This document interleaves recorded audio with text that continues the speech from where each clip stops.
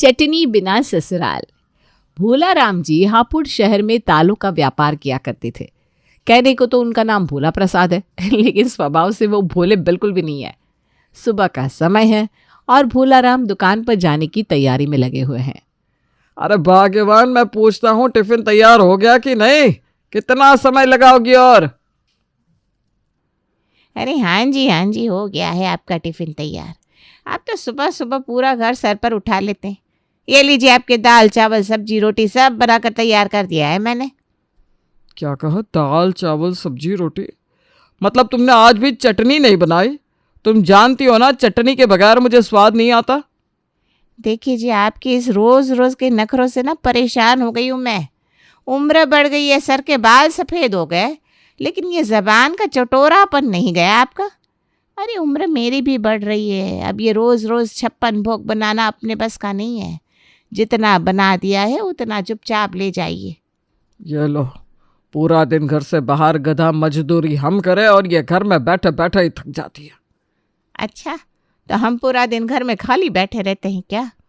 जिस हिसाब से आपकी चटोरी ज़ुबान चलती है ना, पूरा दिन रसोई में बीत जाता है मेरा। जाइए, नहीं बनाऊंगी चटनी, बाजार से लेकर खा लेना। 2 मिनट में चटनी बन जाती है, लेकिन इन्हें तो बस बहस करने को कह दो। पति के मुंह से बातें सुनने के बाद तुलसी का मूड ऑफ हो गया था। पति के जाने के बाद सारी उम्र बीत गई रसोई में काम करते करते। मजाल है जो इस आदमी के मुंह से कभी तारीफ के 2 बोल निकले हो। 56 भोग बनाकर रख दो, लेकिन इनकी जान तो जैसे चटनी में ही अटकी रहती है। जब देखो चटनी चटनी। बस बहुत हो गया, थक गई हूँ मैं फरमाइश पूरी करते करते।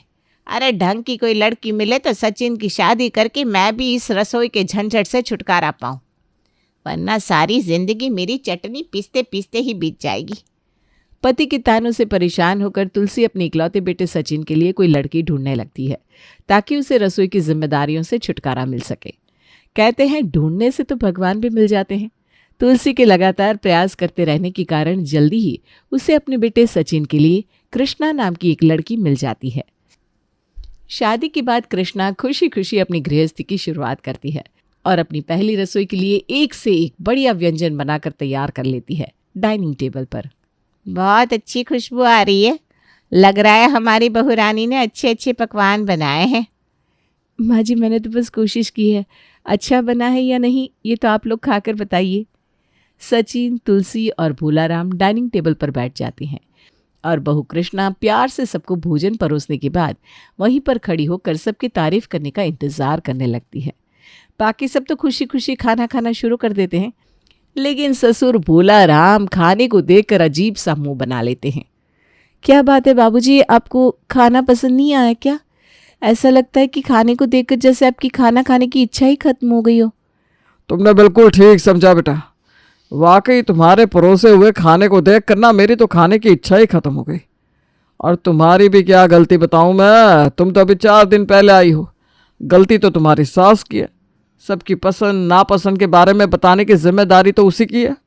लेकिन जब तेरी सास को ही मेरी कोई चिंता नहीं, तो तुझे क्या ही नाराज़गी दिखानी। क्या बात है बाबूजी, आप मुझे बताइए ना। देखिए, अब से तो रसोई की जिम्मेदारी मेरी ही है। आपकी पसंद नापसंद आप मुझे बताइए, मैं ख्याल रखने की कोशिश करूंगी। बहू की बात सुनकर भोला राम गुस्से में वहां से उठकर जाने लगता है। अरे आज पहले दिन बहू ने खाना बनाया है और आज ही आपने नखरे दिखाने शुरू कर दिए। मैं कहती हूँ एक बार खा कर तो देखिए, इतना स्वादिष्ट खाना बना है, 3 तरह की सब्जियां हैं, मीठा है, लेकिन इनकी जान जैसे चटनी में ही रहती है। अरे बहू जाने दे, तू ज़्यादा सर पर मत चढ़ा, नहीं तो तेरा भी जीना मुश्किल हो जाएगा। जैसे 30 सालों से मैं झेल रही हूँ ना, समझ ले अब तुझे झेलना पड़ेगा। माँ जी, आप ऐसा क्यों कह रही हैं? अब हम परिवार में 4 ही तो लोग हैं, उसमें से भी एक इंसान खाना नहीं खाया, ये तो अच्छी बात नहीं है। मैं अपनी तरफ से बाबूजी को खुश रखने की पूरी कोशिश करूँगी। आप सब लोग खाना शुरू करिए, मैं बाबूजी के लिए चटनी बनाकर लाती हूँ। बहू कृष्णा जल्दी जल्दी रसोई में जाती है और धनिया मिर्ची की चटनी पीस कर लाती है। बाबूजी ये लीजिए, बस 5 मिनट का तो काम था, मैं फटाफट से आपके लिए चटनी पीस कर ले आई हूँ। अब आप खुशी खुशी खाना खा लीजिए। चटनी देखकर बाबूजी वापस डाइनिंग टेबल पर आकर बैठ जाते हैं। अब तो आपको खाना पसंद आया होगा ना? बताइए ना बाबूजी, कैसा बना है खाना? रहने दे बहू, तू ना पूछे तो ही अच्छा है। क्यों बाबूजी, क्या हुआ? अभी भी कोई कमी रह गई है क्या? अब कमी की क्या बताऊं, जैसी सास वैसी बहू। बिल्कुल अपने जैसी बहू ढूंढ कर लाई है ये तुलसी देवी। इस बूढ़े आदमी को एक चीज अपनी पसंद की मिल जाए, इस बुढ़िया के सीने पर सांप लौटने लगते हैं। अरे बुढ़िया किसको बोला आपने? बुढ़िया होगी मेरी सौत। मेरे सर के बाल तो अभी काले हैं, अपनी फिक्र करिए आप। डाई लगे बालों को दिखाकर बाहर लोगों को पागल बना रही है। मैं तुझे अच्छी तरह पहचानता हूँ। अरे माँ जी, बाबूजी आप तो छोटी छोटी बातों पर झगड़ना शुरू कर देते हैं। बाबूजी मुझे बताइए तो सही, आखिर ऐसी क्या कमी है जो आपको खाना पसंद नहीं आ रहा? मैं कह तो रही हूँ, मैं आपकी शिकायत दूर करने की पूरी कोशिश करूँगी। अरे मिक्सचर में डालकर बटन दबाने वाली चटनी नहीं खानी मुझे। सिलबट्टे पर रगड़ रगड़ कर पीसी गई चटनी में जो स्वाद आता है वो इस बटन दबाकर पीसी चटनी में आ ही नहीं सकता। ये अच्छे से जानती है कि मैं सिलबट्टे वाली चटनी से ही खाना खाता हूँ, लेकिन इस महारानी को मेरे लिए ज़रा सी चटनी पीसने में भी आफत आ जाती है। खाना बनाने को कहोगे तो खाना बना देंगे, लेकिन चटनी नहीं बना पाएंगे। अरे रोज़ रोज़ ये चटनी बनाकर परेशान हो गई हूँ मैं। क्या बाबूजी, आपको सिलबट्टे पर पीसी हुई चटनी खानी है? देखिए, सिलबट्टे पर पीसकर चटनी तो नहीं बना पाऊंगी मैं, क्योंकि मुझे आता ही नहीं है। आप ये मिक्सचर वाली चटनी खा लीजिए ना। और इस बात से क्या फ़र्क पड़ता है कि चटनी कहाँ पीसी गई है? आप एक बार टेस्ट करके तो देखिए। अरे कर लिया तेरी चटनी को टेस्ट, उसके बाद ही तो बता रहा हूँ।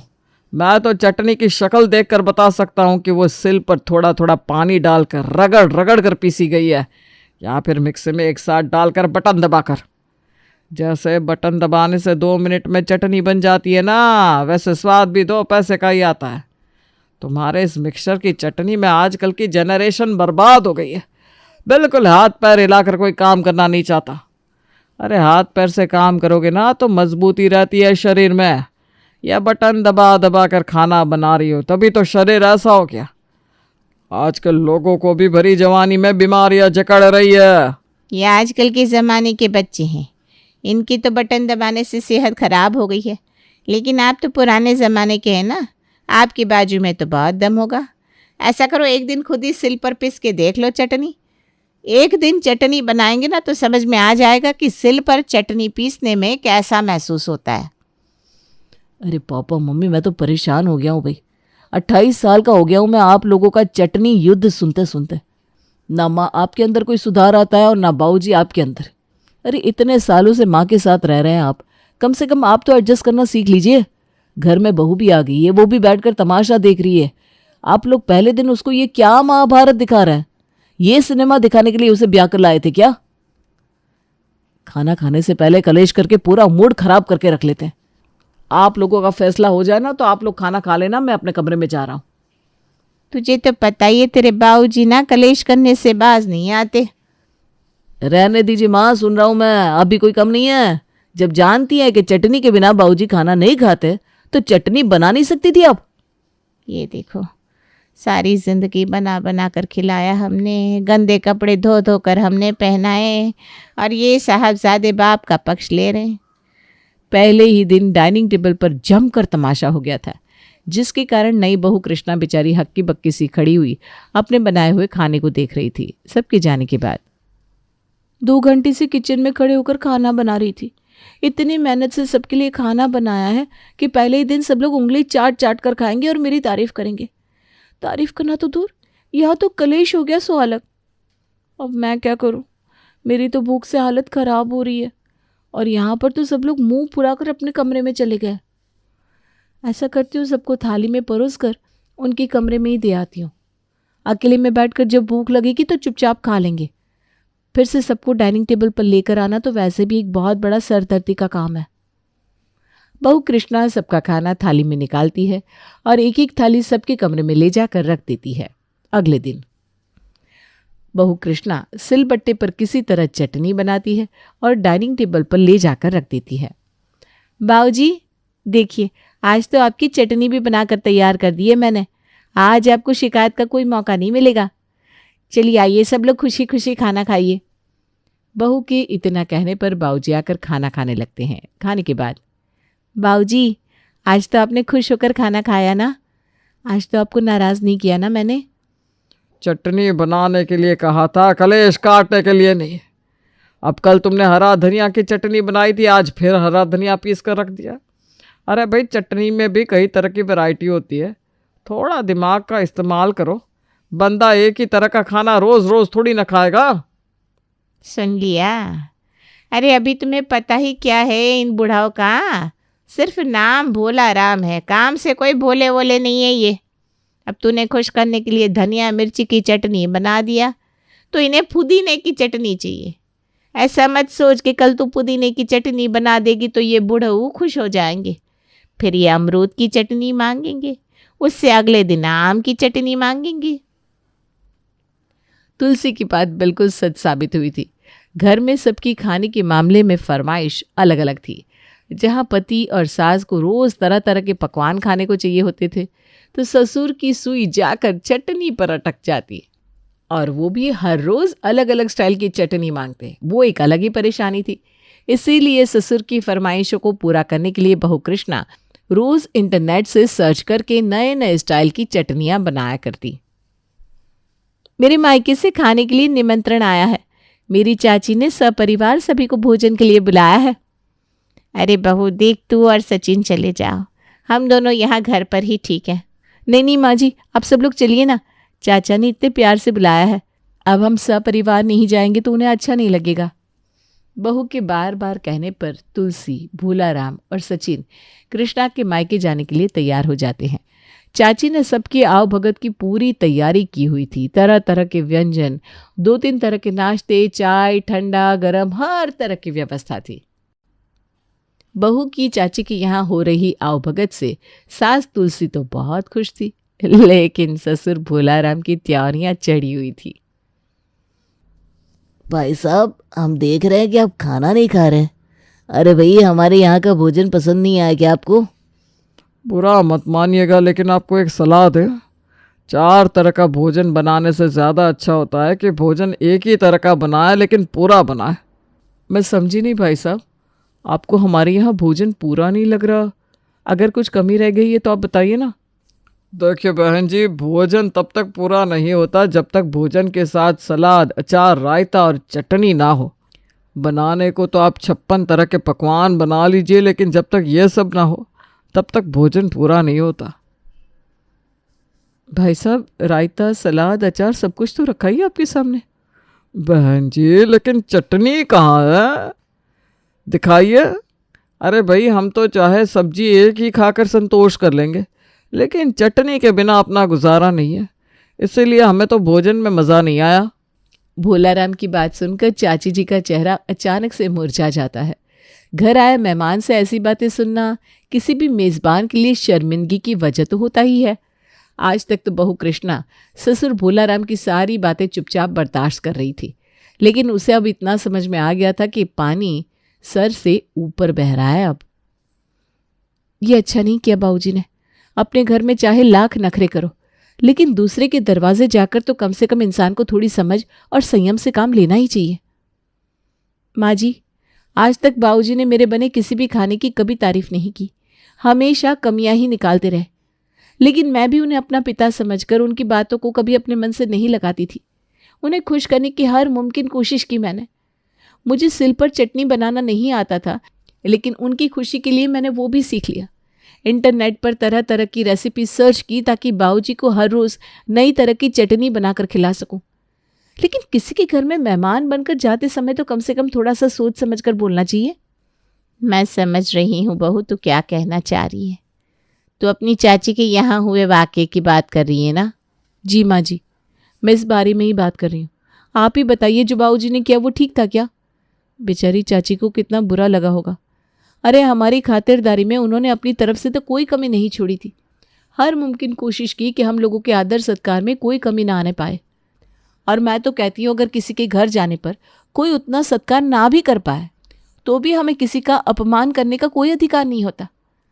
बाबूजी ने जो वहाँ कहा मुझे बहुत बुरा लगा है। अरे बेटा, तो तुझे क्या लगता है मेरी इतने सालों से तुम्हारे बाबूजी से और किस बात की लड़ाई है? वो ना दिन देखते हैं, ना समय, ना वक्त, कहीं पर भी शुरू हो जाते हैं और हर सड़क चलते को ज्ञान देना शुरू कर देते हैं। 30 साल हो गए इस आदमी का चटनी खा खा कर पेट ही नहीं भर रहा, और मैं भी तो उम्र भर से तंग आ गई हूँ इन्हें समझाते समझाते। इसीलिए अब तो मैंने इनकी बातों पर गौर करना ही बंद कर दिया है। लेकिन बेटा, मुझे ऐसा लगता है कि अब तुम्हारे बाबूजी की अकल ठिकाने लगाने का समय आ गया है। तुम कुछ ऐसा करो कि इनका चटनी का नशा उतर जाए और ये बिल्कुल सीधे रास्ते पर आ जाए। लेकिन माँ जी, ऐसा क्या किया जाए कि बाबूजी ये चटनी चटनी करना बंद कर दे? बेटा, तू ऐसा कर, अपनी माँ को बोल कि उन्हें एक बार फिर से खाने पर निमंत्रित करे, और इस बार ना रही सही सारी कसर पूरी कर देना। फिर देखना कैसे ये बूढ़ो लाइन पर आते हैं। अगले दिन कृष्णा की माँ: नमस्कार भाई साहब, मुझे पता चला आप लोग मेरी देवरानी के यहाँ भोजन पर गए थे, लेकिन उसने आप लोगों का आदर सत्कार सही ढंग से नहीं किया। हमें बड़ी तकलीफ़ हुई सुनकर। उसकी तरफ से हम माफ़ी मांगते हैं और विनती करते हैं कि आज शाम को आप हमारे यहाँ भोजन के लिए ज़रूर पधारें। दामाद जी और समधन जी से बात हुई है, वो लोग तो आज थोड़ा बिजी हैं, लेकिन आप विशेष रूप से ज़रूर आइएगा। समधन के बार बार कहने पर भोलाराम शाम के समय कृष्णा के मायके पहुंच जाता है। थोड़ी देर बाद डाइनिंग टेबल पर खाना लगा दिया जाता है। भाई साहब, जो गलती मेरी देवरानी ने की, मैं वो गलती नहीं करूँगी। अब मुझे समझ में आ गया है कि चटनी के बिना तो जीवन का हर स्वाद अधूरा है, और ये भी पता चला कि आपको चटनी का बड़ा ही शौक है।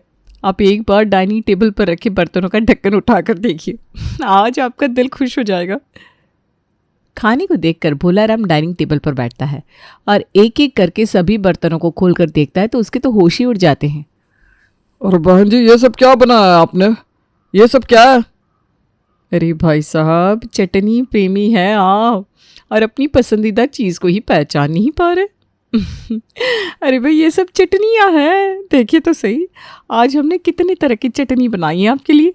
ये लौकी की चटनी है, ये कद्दू की चटनी है, ये कच्चे आम की, ये मूली की, और ये लाल वाली देख रहे हैं ना, ये गाजर की चटनी बनाई है। ये सब क्या चटनियाँ? इतनी तरह की चटनियाँ बनाई जाती है, हमें तो पता ही नहीं था। चलिए, आपने चटनी बनाकर तो बहुत अच्छा किया, लेकिन कोई सब्जी नज़र नहीं आ रही बहन जी। अरे भाई साहब, जब इतनी सारी चटनियाँ रखी है सामने, तब सब्जी को क्यों पूछ रहे हैं? और वैसे भी आप कहते हैं ना, चटनी भोजन की रानी होती है। चटनी के आगे तो सब पकवान फेल है, तो फिर देर किस बात की? जल्दी से खाना शुरू करिए और बताइए आज का ये स्पेशल डिनर कैसा लगा आपको। हर जगह जाकर चटनी चटनी का शोर मचाने वाले भोलाराम के पास आज समधन की बातों का कोई जवाब नहीं था, इसलिए वो बेचारा चुपचाप चटनी से रोटी खाकर अपने घर लौट जाता है।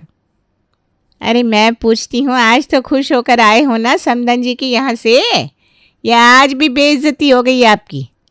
चटनी तो बनाई थी ना समधन जी ने। अरे चुप करो तुम। आज के बाद अगर किसी ने मेरे सामने चटनी का नाम लिया ना, तो मुझसे बुरा कोई नहीं होगा।